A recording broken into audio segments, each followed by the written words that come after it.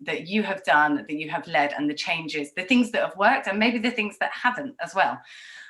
So we can all learn from what you have done. And I just wanted to say to everyone, there's a Q&A function there. Don't forget to type your questions into the Q&A there, and we'll try and get to some of them towards the end. So Oona, in preparation for this, I was thinking, oh, what can I do? What can I read? And I actually spent the entire weekend reading your book, House Music. And I just want to say, I love the title. I couldn't stop reading the book. I was thinking, oh, I better do this in preparation. It's absolutely brilliant. Highly recommend it.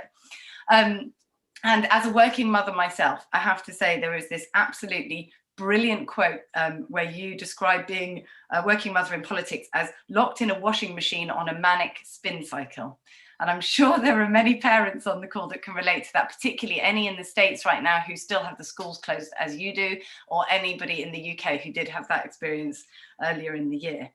But the reason I raise that is because throughout your book, you're incredibly honest and you show your vulnerabilities and you wear them on your sleeve.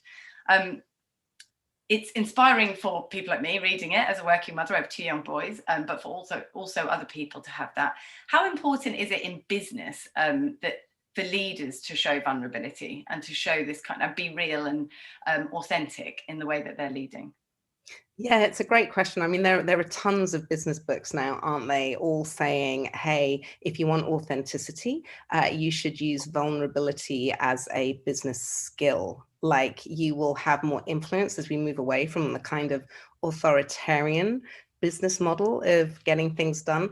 I mean, you know, I say move away from an authoritarian point of view. Obviously, been in America the last 4 years, and it hasn't really felt as though we're necessarily moving away from that, hopefully a bit more now. But I think, you know, for me, it wasn't a business strategy. It was kind of a necessity. It's also like I have to kind of, I don't mean make light of things, but especially, you know, when I became an MP and the areas that I was tackling that were around like just the huge poverty in East London domestically, and then genocide and international development or lack thereof internationally. You can't really, I couldn't absorb all of that without just being honest and real and a little bit humorous, because otherwise you would just kill yourself. I mean, really, you would. It's too much. And so I hope people don't ever take that as flippant, but that's my way of dealing with it. And I think, you know, I do, it's funny to me now, I read these things about how business leaders must use vulnerability as part of their strategy. I do think, you know, when people show me vulnerability, it invites me in to have a conversation. So yeah, I think it makes sense. I was just brought up by a mother who was like that naturally. And so, yeah, yes, it is probably a good business strategy, but just do it to be a nice human being and not be like, I'm the best, I'm the biggest, because we can all learn so much else. Anyway, stop me before I drift into more business attitudes, but you know, yes, it's important. No, but just do it your way, I guess, is what you're saying, be yourself. And in terms of sticking with that point around leadership, though, and in the diversity, equity and inclusion space, what kind of leaders do we need at the top of businesses right now in order to see real change in those spaces? What do we need to see from our leaders? You know, this is a really interesting question because I've been working in one way or another in the diversity space or the DEI space or the D&I space or the equality space or whatever you want to call it now. I call it DEI. I've been working in that space for 20 years and I ask myself what I didn't have in the past. And always in the past, what I didn't have was a leader or a CEO who actually understood equity beyond the intellectual case.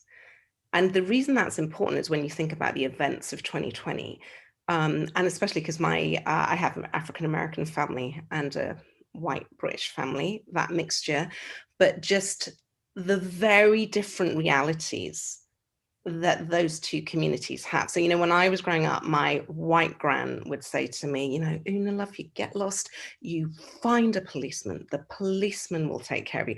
And my African-American family was like, if you get lost, the last person you would ever go to is a policeman because they'll beat you to death, most likely, was kind of the message that I got from both of them. And the thing is that they were both right. you know, those worldviews were both correct for those experiences. What leaders haven't really understood, many of them, until the brutal murder of George Floyd and the media consumption around that, is that you have to understand this beyond an intellectual level. And so the reason, you know, or rather what we are doing to reshape our approach at SNAP is to say, you know, our diversity annual report, it says, I've written enough of them in my lifetime, and they all basically say the same thing. They all basically say, hey, we need leadership in this area, and we need accountability. That, you know, any diversity report will say that. What it doesn't get to is the fact that actually you need inspiration. That inspiration can be negative or positive. You know, I'd say maybe London 2012 Olympics was a positive inspiration about what diversity can bring. The murder of George Floyd was a negative inspiration, but it literally inspired countless members of the majority group, predominantly the white community in America, to literally say, oh my God, that I need to take some responsibility for this. Because if I am not actively part of the solution, then I'm inadvertently part of the problem. And for leaders to make that leap is huge. And I saw it with my own eyes happen at SNAP. And it's incredible. It is, the difference is incredible. And so I do think this is a moment, and we have to, you know, recognize that, and not in a cynical way, but in a very proactive way, leverage that without relying on like the countless murders of underrepresented people in society, to recognize this is an emergency and we must lead, we must act, we must be accountable, and we must inspire the majority group. We can't just keep preaching to the choir. Yeah. And I was gonna bring this up actually with you in terms of pre-summer and what's happened throughout the summer in terms of racial equality. Obviously, it triggered a lot of businesses to say something when it comes to racial equality. And we saw that work for some businesses and not work for some businesses. How much do you think that there's been a kind of moment where it's a reaction to a crisis? And how much do you think this is permanent, lasting change? Look, DEI has always been, any progress in DEI has always been a reaction to a crisis. Tragically, that is human nature. I remember when I got hired to be Chief Diversity Officer for Channel 4, why was that? Reporting directly to the CEO. It was because the cameras had been camped outside Channel 4 for 3 months as a result of like a racist crisis in programming over Big Brother. You know, it is a crisis that always pushes people to reevaluate the status quo. So yeah, some of it is undoubtedly of the moment, but I do think there has been a fundamental shift. And this is the job that anyone who's interested in equity or making progress needs to understand. This is the job we have to do in the next 6 to 12 months before it just turns back to a moment, not a movement. We have to tie in DEI outcomes and metrics into the core business plan of every organization. And what would happen in the past is you'd have the diversity annual report and the DEI strategy, and it was like a separate thing. Like, okay, yeah, SNAP published a DEI, a diversity annual report in July, but it has now formed like the heart, in some respects, of the actual business plan that the entire company is working off to deliver in for next year. So it's that you got to make those moves now, while the recognition is there that we need that to build in the accountability and the mechanisms to get DEI at the heart of the process, not an add-on and an afterthought. Absolutely, I couldn't agree more. It has to be in the business plan. I can see lots of people in the chat agreeing with you as well. So you just referred to there your work at SNAP. Do you want to tell us a bit more about what you've been leading at SNAP and your 3 I's, I think they're called? Yeah, so this basically came out of a conversation I had with my CEO when he, and I have to say it has been, like, I didn't believe it before I went there. Like, I swear to God, no bullshit. It's been unbelievable to work with a CEO who, if anything, is marginally ahead of me. And I'm like, not possible. Young white dude, not possible. Right? But it's just where he spent a lot of his time, effort, and thinking over the last however many years. And that, you know, this has just been like transformational. But what he challenged me to do was, he said, look, what are the 3 things that everyone should do if they want to make a difference in this area? Like, make it simple for people. What are the 3 things? And I'm like, yeah, all right, it's a great ambition to have 3 things, but this is like, what are we going to deal with? Race in America, or the world? Centuries long issue, or 5,000 years of patriarchy, or whatever it might be. Is, well, I'm going to give you a to-do list with 3 items on it. That's not going to work. But what it made me realize is there are actually 3 areas that everyone can remember if you want to make a difference. And when you ask, because you're not sure how to make the difference, which is fine, you ask, what should I do? The answer lies in these 3 I's, always, again and again, come back to these 3 I's. The first I is internal. You have to change the way you actually think about things and think about what DEI is. And that I put a piece on LinkedIn giving a lot more examples of what I might mean by that, on an article called Right Side of History, because I do, people want to be on the right side of history, but they're like, what do I do before breakfast? What do I do this week, to make sure that I end up on the right side of history? So the first I is internal. Change the way you're thinking about things. The second thing is interpersonal. Change your behaviors with others. And this is especially in a corporate space or an organizational space, or society at large. And the third thing is institutional. Then change the system. I think the reason DEI has failed fundamentally, and I have been part of that failure as well for the last 20 years, is because although I was always thinking about the institutional, how can I change the system?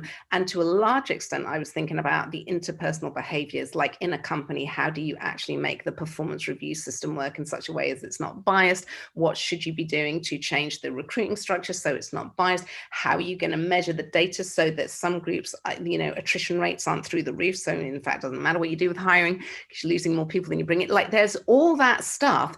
But if you haven't changed the way people themselves internally have engaged with this issue, and that might be men in terms of what women are dealing with, it might be white people in terms of what people of color are dealing with, it might be able-bodied people like me in terms of what the disability community is dealing with, or someone like a straight person like me engaging with LGBTQ+. Just because you're from an underrepresented group doesn't mean you don't have to change your thinking. And so what we've done there with the 3 I's is say, look, wherever you're coming from, wherever you are on the journey, you've got to think internal, interpersonal, institutional, and that way, holistically, we have far greater chances of success. That's brilliant. And it's really, really clear as well. So easy for people to take away from this. And I know lots of people listening and looking for practical things they can do in their own companies. So just keeping with this theme around change, Oona, you've worked in politics, tech, and broadcasting, and all with a common theme really around being a change maker, trying to drive through kind of that progressive agenda. Lots of people, as you know, on this will be responsible for that, or want to, as an individual, create change in their organization. You've done it in some of the toughest environments probably that there are. What are the key levers in terms of the driving that change through? So you've got your strategy there with your 3 I's, you had your plan, I'm sure, with those policies you were driving through in politics. What were the key things that led you to success to get through to that point? I'd say that one thing that's really important, that I was going to say it doesn't come naturally to me, but I guess it does because I've always done it. Still, it can be tricky. You need to engage the majority. So I think of the I ever brought before Parliament, and it was basically to protect working rights for workers that got contracted out, who were losing their holiday pay, sick pay, everything. And the Labour government at the time, they didn't want to give up their own government time for it. They were like, oh yeah, you can do that. You just need to get agreement from the CBI, the business organization in the UK, and the TUC, the union organization. I was like, oh, in other words, go and get peace in the Middle East and it will be fine. It was a very unattainable thing at the time.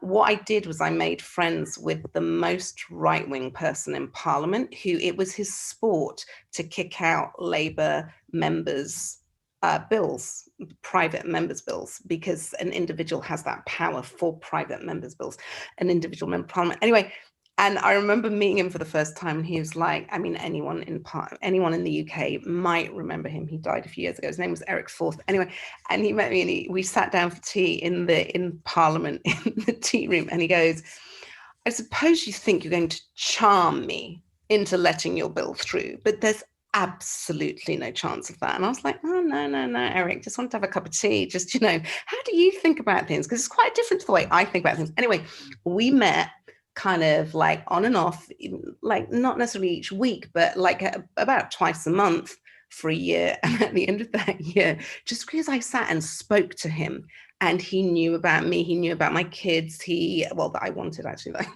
he knew about my life, and he didn't kill my private members bill at the time. I think he probably did kill it a bit later, but it was the only one at a certain point that got through of all of them. And I will always go and talk to the person who truly doesn't believe in having more equity, because I don't think you can start from the assumption that they are deeply wrong and evil. I mean, you do sometimes have to get to that conclusion after a point, but it is never, ever my starting assumption. And that has really, for everything, for the legislation you mentioned before about about companies having to report on their gender pay equity, getting the Conservatives to support that as well at the time. I've always started with that. And I do think that is important. And the corollary of that comes back to always just don't have the DEI conversations preaching to the choir. That's not going to change anything. It's comforting, but it doesn't change anything. That would be the single biggest thing. And then I could give you many others. But I think, tying accountability, getting the mechanisms in place are absolute. That is absolutely critical. But the biggest thing I found, is this difference of having a CEO and a leader who actually genuinely gets it, and not just intellectually. I mean, there's not a quick solve for that. That again goes back to the 3 I's. It's like, hey, Mr. CEO, usually Mr. not always, have you done the work? Have you read about any of this? Have you listened to the lives that people are leading? Do you have any idea what it means to be trying to pay down student debt, in your first 2 years in a workplace? Do you have an idea, what it means to come to work with a disability? Most of the time they don't care because they don't know. And just being able to get leaders to change their interaction is super important as well. And some of what you're talking about involves having quite sometimes uncomfortable conversations, doesn't it? And sitting with that discomfort. For a lot of people find that quite difficult, and they think immediately that being uncomfortable or discomfort, oh, I shouldn't be doing this, or I'm doing it wrong. But obviously that is a really important part of the change cycle, isn't it? No, there's a ton of research to demonstrate beyond doubt that you will not get change without discomfort. What I used to say to people, I remember this one example when I was at Downing Street, and I was drafting, like an early draft of something that Gordon Brown was going to go and give to the Kennedy Center in the US. And he'd said to me, draw an outline of morality in the 20th century from Gandhi to Martin Luther King and JFK and whatever. And I kept sending these drafts, and he kept sending them back. And it was a Friday night, because that's when he used to do speeches, whatever. I'd wanted to watch Breaking Bad, but it all went a bit wrong. Anyway, and then I kept sending these things through, and he kept just crossing them out.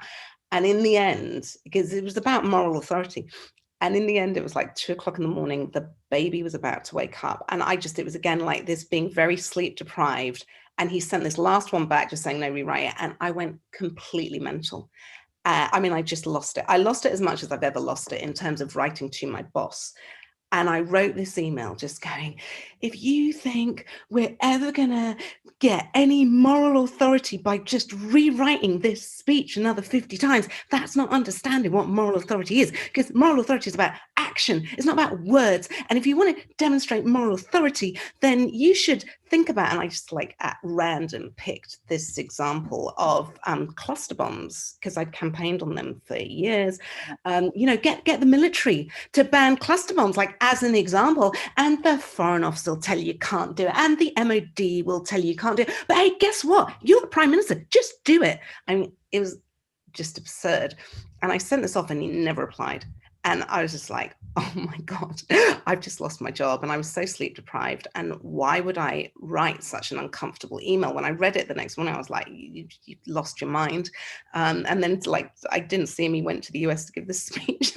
About 2 weeks later, I heard on the early morning news, you know, from the BBC in a surprise announcement, the government has banned the use of cluster bombs by the military.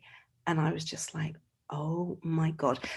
That is the line I've always tried to walk of like, how uncomfortable can you make someone that they will make the change and not just walk off and slam the door? And I honestly thought I'd done the latter, not the former. And I also know I wouldn't have had the courage to do that if I hadn't been utterly sleep deprived. And, you know, been working on a speech at 2 o'clock in the morning on a Friday night. So that's a question I ask myself all the time. How do you find that line, and how can you get there without huge amounts of sleep deprivation and calm judgment? You know, it's not an easy call, but know that if you're not making people uncomfortable, you will not be making change. Yeah, I think it's such an important point. And lots of people are reacting to your stories in the chat. You know, I can see them popping up. And I have to just say, I sound like your publicist, but read Oona's book, because there's loads of these stories in there. And it is absolutely amazing at the insights into what it takes to be an MP and be in Parliament, and what it's like as a woman, and as a woman of colour, and a Jewish woman of colour. All these layers, you talk about all of these things so brilliantly. So again, as your can I just tell you that my publisher at the time, which was Bloomsbury, she said to me, oh, Oona, yeah, I really like your book. And there's another book that it really reminds me of, and we're publishing them both at the same time. Anyway, the other one turned out to be like Eat, Pray, Love, became an international bestseller, like film, everything. And she was like, oh yeah, no, you're sort of sank without trace. But anyway, I'm glad it's entertaining someone. I'm going to say it now, I've preferred yours. Well, look, let's go back to one of the biggest topics right now, COVID. We're still in the middle. Sometimes we get through our days, don't we? We've got to just do our jobs at the moment and, you know, act as though nothing's happening. But as you said, your kids are still at home. People fundamentally work, and the way we work has massively changed. And it's triggered a huge change in what we do. Now, when we talk about inclusion, that's often about bringing people together, getting different people's voices heard, different perspectives, diversity of thought.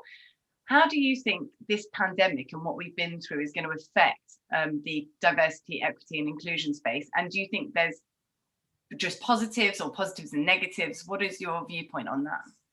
Yeah, I mean, look, I think the jury might be out overall, but I do anticipate improvements in terms of, for example, I work in the tech space. So I'm thinking, you know, there's a huge failure in terms of diversity, equity, and inclusion in the tech space, a huge underrepresentation. And sometimes things like site strategy, where companies are going to expand, would be one of the strongest drivers of DEI, but people don't want to go to where underrepresented groups are, particularly in the US. I mean, this is a US thing.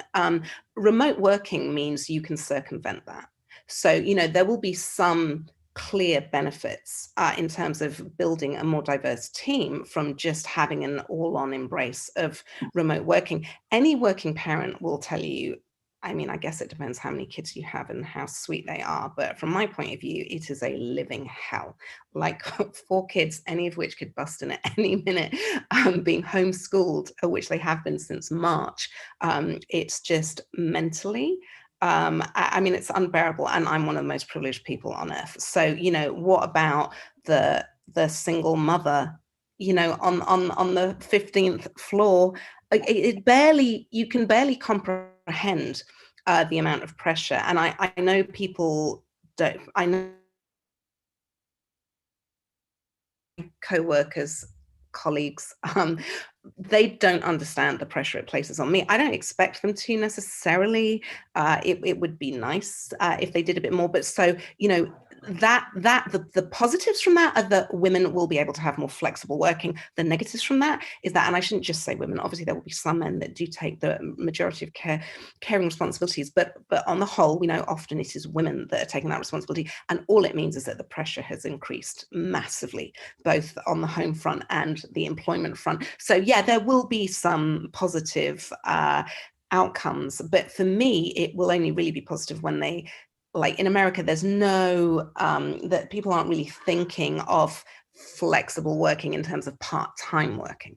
You know, flexible working is kind of like, that's what the gig economy does. It's like, well, then how is that going to work for people that do have caring responsibilities, a life, etc.? So yeah, it's a bit of a wishy-washy answer. I do think it is too early to tell, but there are some very clear, obvious negatives and positives, and it is our job to drive the positives, you know, every opportunity. Absolutely. And I have to say, I just hope the schools open for you soon, because we did 6 months with the schools closed, and it was the absolutely hands down the hardest thing I've had to do. So completely empathise. And for all the other parents on the call, when the schools do open, it is an amazing moment. And I think you could hear champagne bottles kind of, you know, going off and whoops from parents all over the place.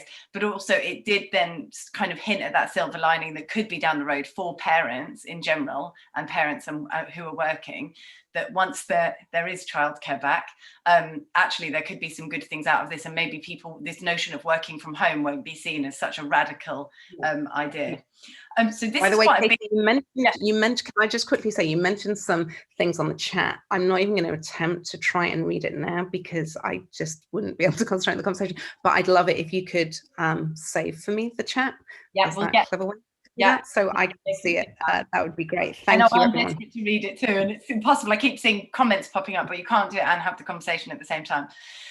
This is kind of a big question, but going back to representation in businesses, at the top, how far do you think we are, and it might be an unfair question, but how far do you think we are from true representation at the top of businesses? And is there a difference in terms of where we are from what you see in the UK and USA?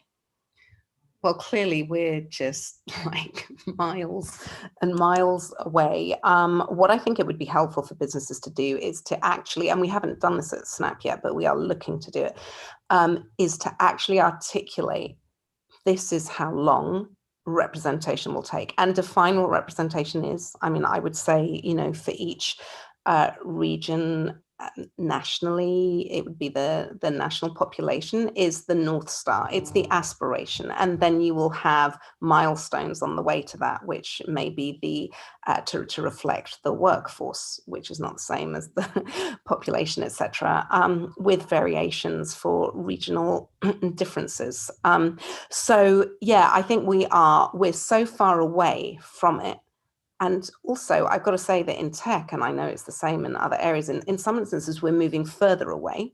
And obviously, COVID has increased that. I mean, I think of the workforce and the pipeline for tech at the moment, and there are some of the most underrepresented groups, some of the most underprivileged students, first generation students, who now, like, they might be in their final year of college. COVID means they've lost the employment they had.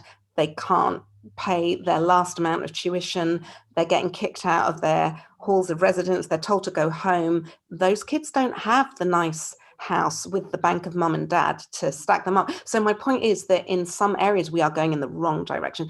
So I can't give you the timeline, though. I'm asking businesses to actually, for their own business and their own industry, they should articulate that timeline. We did that in Parliament, and it was quite entertaining. I mean, that's my, sarcastic humor, but it was kind of entertaining to see the majority of white men essentially often rejecting things that would accelerate it, but not recognizing, okay, if the status quo continues, then it will be 250 years, until we have gender parity. So I do think you need to work out the timeline and then determine what you can do and what responsibility you will take to accelerate it. Yeah, absolutely. And how important you talk again a lot about people who have backed you in your career and supported you. How important do you think sponsorship and mentoring is to opening up those opportunities and getting people into those leadership roles? Yeah, it's critical. I think what people have to understand, especially the people on this call who will be in a position to help others, have the authority and the leadership opportunities to do that. Underrepresented groups most often at the moment are over-mentored and under-sponsored. Now, that's not true across the board. There'll be many underrepresented groups who can't find a mentor, but there are more even that can't find a sponsor. And the role of a mentor and a sponsor is quite different. A mentor is like a coach to help you get a good result. And a sponsor is the person who's going to bang the table for you and fight for you to have an opportunity for your talents to shine, to get the promo, etc. And like, there are some things in my book when I'm talking about that, I was like, I'm not in a gang. I'm not going to get in a gang. Like, there's all this thing about the Blairites and the Brownites. Yes, I am 53 years old. I'm not in a gang. I want to work on the issues. Yeah. And it took me 8 years to realize, well, then you're not going anywhere. And so just to be able to help underrepresented groups who may not have those networks, who may not have that, that path laid out for them, or know people who've done it, to help them and to think specifically about sponsorship, I think that's really critical. So for people who are listening, get a mentor or a sponsor, but also be one, is what you're saying. Pass it on, be that person for those other groups that are coming up. Yeah, absolutely. Something else you referred to earlier around failure. You talk about failure really positively, and I think a lot of us have a fear of failure. Like, you think, oh God, what if I mess it up? What am I going to do? Why would I go for that? Because I probably won't get it, that kind of thing. But you said throughout your life, the best things that have happened to you have been born of kind of a failure or lack of getting something. How can you tell us a bit more about this and give people who are listening some tips on what more they can do? Yeah, I mean, look, the fundamental thing is how can you turn, the cloud of catastrophe into a silver lining? And then how can you turn a silver lining into something very positive? That is basically it. And so it's a common thing. People tell you to be positive. They tell you your chances of surviving cancer are better, et cetera, et cetera. However, sometimes it morphs into everything happens for a reason.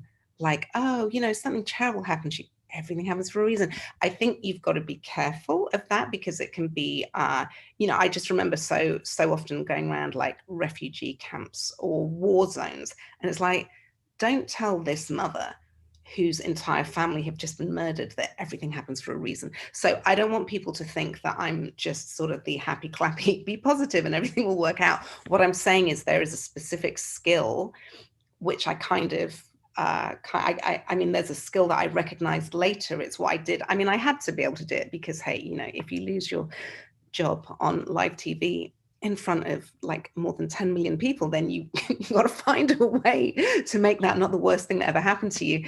And then you realize, oh, but genuinely, that there is good that comes out of that. So it's a skill of being able to spot what's that tiny silver lining. Like, yes, it's still, the majority is you are devastated. This is the worst thing that ever happened to you. But what is that tiny silver lining?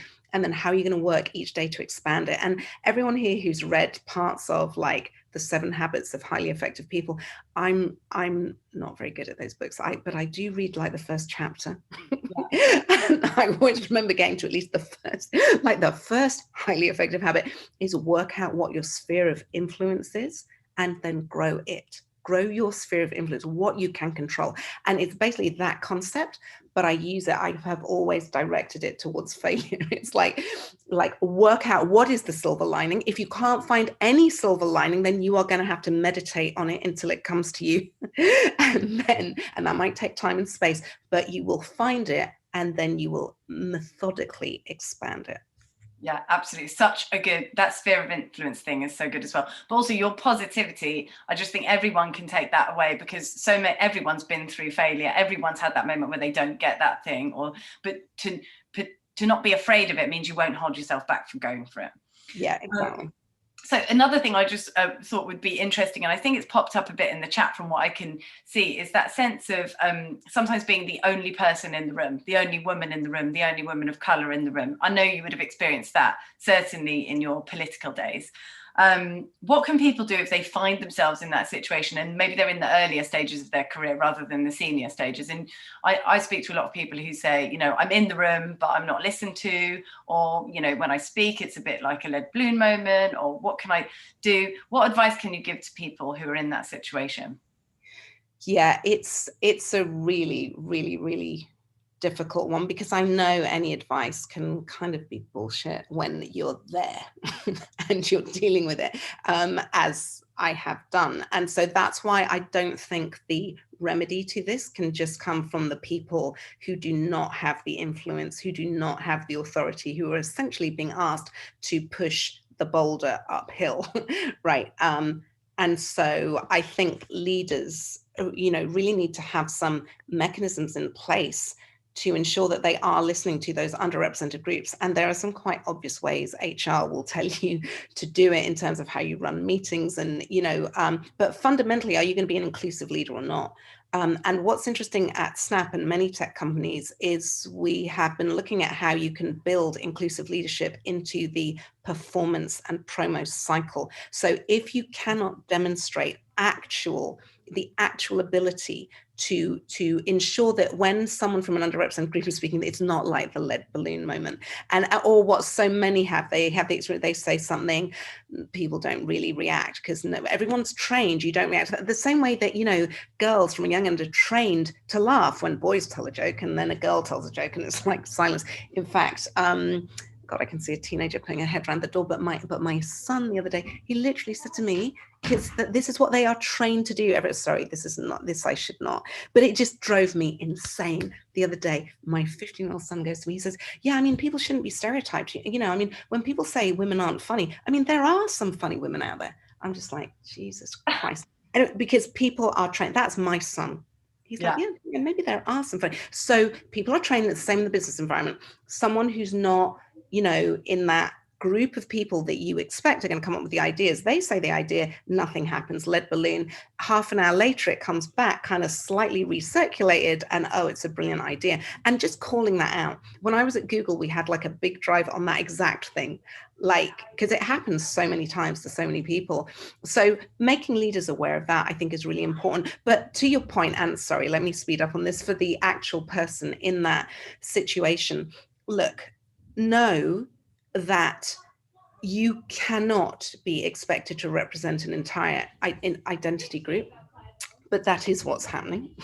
It is not a fair expectation. I remember when I stood up to speak at Prime Minister's Question Time, and I literally, afterwards I had all these Conservative MPs come and congratulate me, and they wanted to be my friend, and it basically became really apparent they couldn't believe that I could essentially walk and talk at the same time. It's no longer acceptable, but I did use that. I was like, okay, if they think it's a miracle that I'm vaguely literate, let me put that to my use. You can't always do that, I know, but I just think to basically get the support in where you can. Be more effective with lobbying than I was. Be more effective at getting your ideas out in other ways than I was. And I think if you do that, you do have a much better chance. It's not a very satisfactory answer, and I'll tell you why, because there is no satisfactory solution to being in that position. What you have to do is change the damn representation. That's the only thing that will actually change that situation. Absolutely. And look, let me get to some of these questions in the Q&A. I've got one here from Lara, who actually, this is kind of relevant to what we've been talking about. What do you think is the best way to affect change when you're not in the C-suite? And we know that if people don't want to change, they won't. Yeah, I do think if you're a middle manager, obviously it depends where you are. Middle managers are in a very difficult position because they've got leadership on top of them, and yet and they're bearing down on the ones below to actually drive results and do all the hard work. But I do think there are a couple of things you can do. I think the hiring, but whoever's involved with hiring, and often hiring managers, again, I'm talking about, I'm not talking about tiny companies. We're doing a report at the moment actually on what the tech industry could do at a cross-industry level to promote DEI. And one of the really important takeaways is that you have to give this advice according to the size of the business. So, I could say something here that is very relevant for a mid-sized business of like 3,000 people or above, or even 700 people or above, but completely stupid for a company of 50, so you've really got to be aware. And that's what we're going to that's our intention, is to produce this report with the things that companies should be doing at the appropriate stage in their development. So always have that in mind. But I think that you can, you've really got to fundamentally ask the question, who is in the room? Yeah. Whatever your business is, whatever you do, it may not be a business, it may be a creative organization. Who is in the room and who takes the decisions? And what can you do, even if you're not C-suite, even if you're not the leader, to open up who gets into the room, to make your organization more porous to new ideas and to people who aren't in the majority, because that's how you make your product better as well. We heard at the beginning about, how diversity makes creativity better. And so, that's a smart business move, as well as ethically being the right thing to do. Absolutely. I've got so many questions. So we're coming towards the end, so I want to get to as many as possible. One of the questions here is about imposter syndrome. How have you dealt with that in the world of politics, typically dominated by white men? Oh, imposter syndrome for me was never worse than when I came back from the maternity leave of my second child. I should say I'm the only mother of 4 children I know who's never given birth, so I don't do it the way normal women do it. But my 3 oldest children are adopted, and my youngest is my biological child via surrogacy.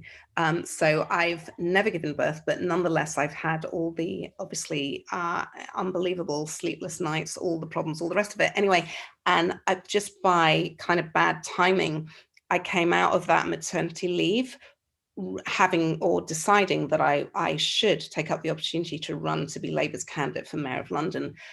And I remember having to go to a hustings, and I literally hadn't slept for it was like for 4 years I hadn't slept, but especially in those previous 6 months. And you talk about nappy brain and all the rest of it. And I remember having to go on like the Today program or like something like that. And it was the worst performance I've ever given in my life. And I honestly thought I just need to go and cry and weep in a room and just never come out again. I fought that election within the Labour Party, lost to Ken Livingstone, but then got offered a seat in the House of Lords because I've decided to run, basically, saying, hey, we recognize that you ran a great campaign that was valuable for the Labour Party, and also to put your hand up and say, I'll have a go. But at the time when I put my hand up to say, yeah, I'll have a go, all I felt was just, this is the worst mistake I've ever made. I am not able to go on national news programs. I'm too exhausted. I don't know what the answer is.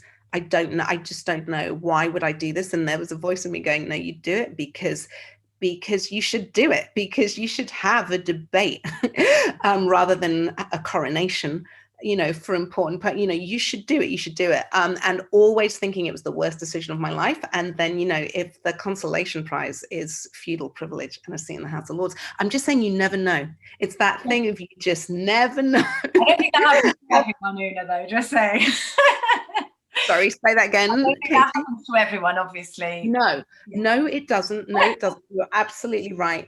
But I just mean it was the word. I've never felt so ashamed, really, of a political performance, and therefore I've never felt more of an imposter.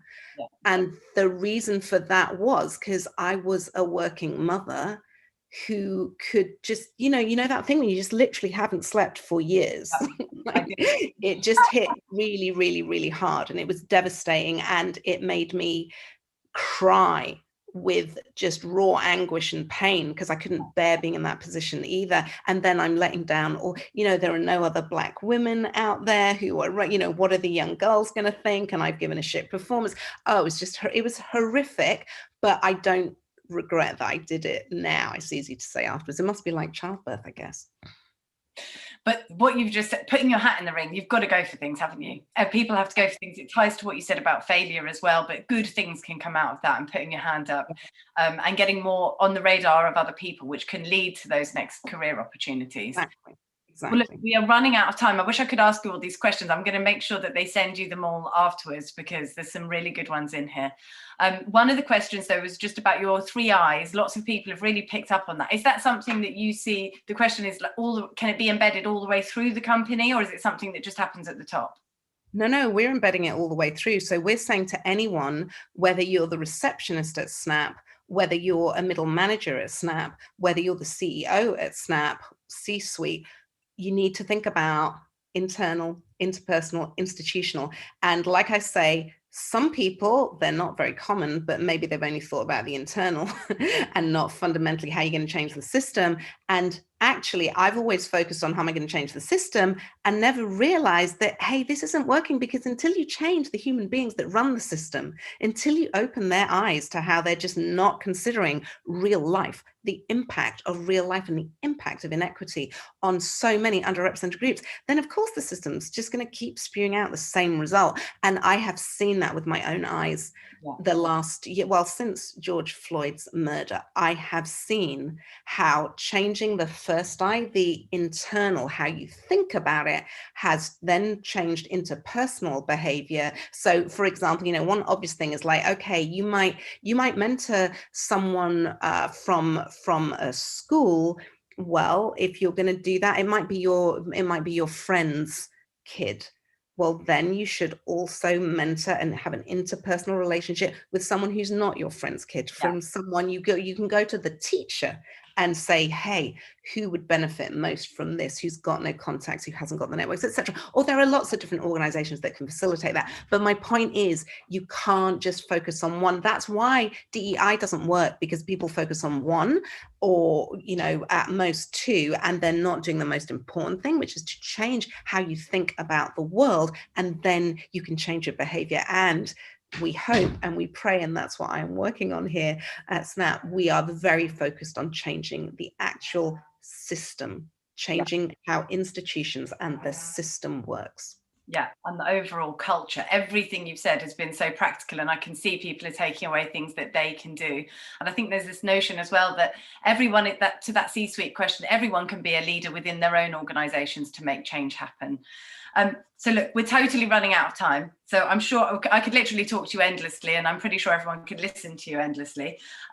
What I wanted to just ask you, Oona, as a final question was, look, you've been at the top of politics, tech and broadcasting. What's next for you? Oh my God. I was about to give that worst answer that any politician's ever given. I would love to spend more time with my kids. I'm even joking. My youngest just turned 7 and my oldest is 15. Anyway, that's not the answer you wanted. No, I'm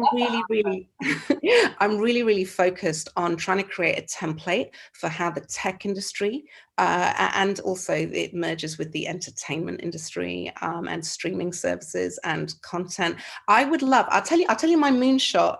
Google, they're big on moonshots. So when before I went to Google, I was like, well, if I had it, I'll tell you what my moonshot would be. My kids spend a lot of time on YouTube.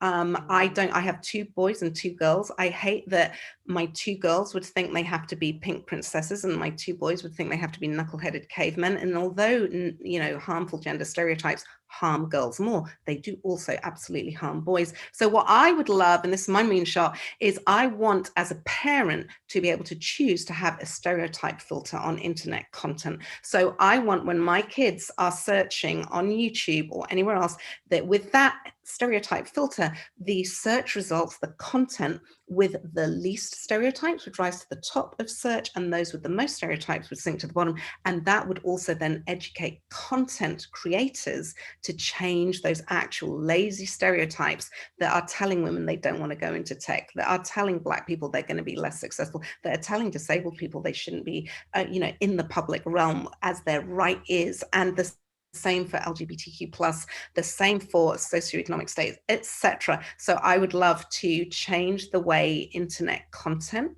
actually does or doesn't serve up stereotypes. That's further down the line. And in the meantime, get a template for the tech industry to drive DEI, which then other industries could look at, and we could open source DEI the same way tech, built a lot of its success and innovation on open sourcing technology. Why don't we do that for DEI so people have the tools they need to actually make progress? Amazing. And those biases start really young, don't they? So we have to catch them early. Well, look, Oona, I've got to bring it to a close. I just want to say a huge, huge thank you for joining us. You have to read this chat after, because it is so lovely about you that it's just going to make you feel fantastic. I mean, there's people calling you their hero, everything. Love you. Thank you. So genuine. No, it's definitely not what my husband calls me. So that's nice. I'll take that. Thank you. Thank you, everyone. Thank you. I will also drop the 3I stuff. I haven't put it yet, but I will put it on my LinkedIn bit if people want to see like actual practical examples for each. I will get it up there in the next week or so, or sooner. I think that'd be hugely, hugely helpful. I will definitely read it as well. I just want to say thank you again for joining us. Thanks to everyone who joined us from all over the world. It's been fantastic spending this nearly an hour with you. And before we go, I just wanted to say Second Home asked me to mention their Breakthrough podcast is coming out in the next couple of days. So do look out for that. And thanks to Second Home for creating the space for us to have this conversation. It's been absolutely brilliant. Thank you, everyone. And thanks again to you, Oona.